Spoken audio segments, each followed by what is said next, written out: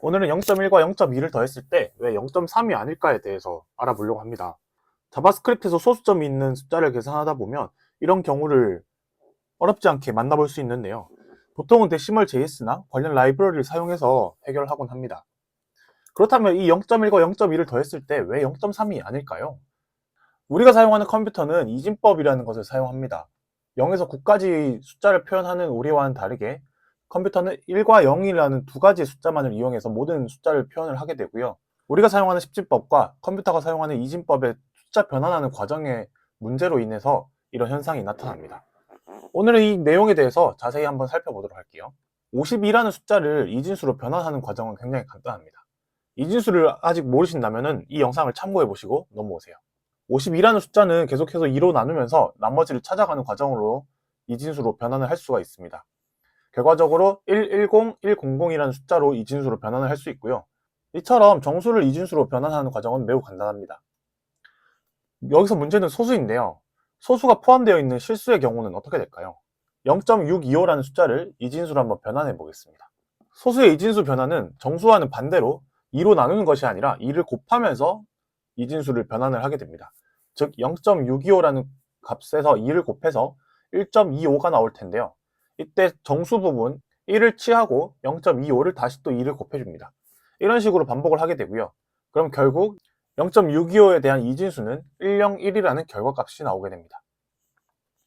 이렇게 0.625 같은 숫자가 딱 떨어지는 숫자들은 굉장히 계산하기 간편합니다. 0.1이라는 소수를 한번 변환을 해볼게요. 0.1은 과연 어떻게 변하게 될까요? 0.1을 2씩 곱하면 0.2가 될 거고요. 0.2를 다시 2를 곱해서 0.4, 0.8 이런 식으로 계속 올라가게 됩니다. 그리고 다시 2를 곱해서 1.6이 될 거고요.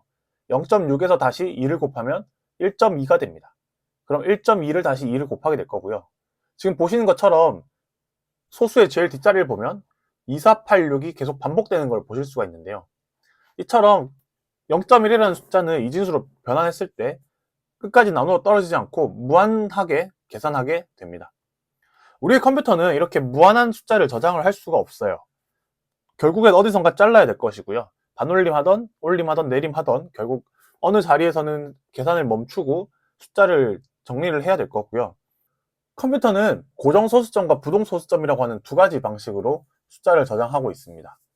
대부분의 우리가 사용하는 컴퓨터는 부동소수점을 사용하고 있고요. 고정소수점은 정말 제한된 환경에서만 사용을 하고 있습니다. 다루는 숫자가 굉장히 작으면서 연산 속도가 굉장히 빨라야 하는 그런 쪽에서만 많이 사용되고요.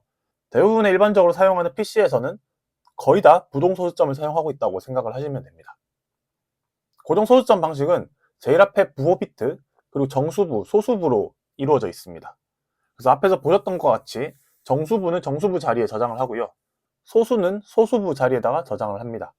지금 보시는 이 그림은 일반적으로 16비트 체계에서 고정 소수점을 저장하는 방식이고요.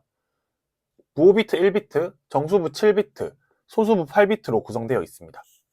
만약 이 16비트로 담을 수 없는 숫자를 저장하고 싶을 때 고정 소수점의 숫자를 저장하게 되면 오버플로우가 발생하게 될 거고요. 그 숫자는 저장을 할 수 없는 문제가 있습니다. 그래서 대부분 더 큰 숫자를 저장하기 위해서 우리는 부동소수점 방식으로 숫자를 저장을 하고 있는데요.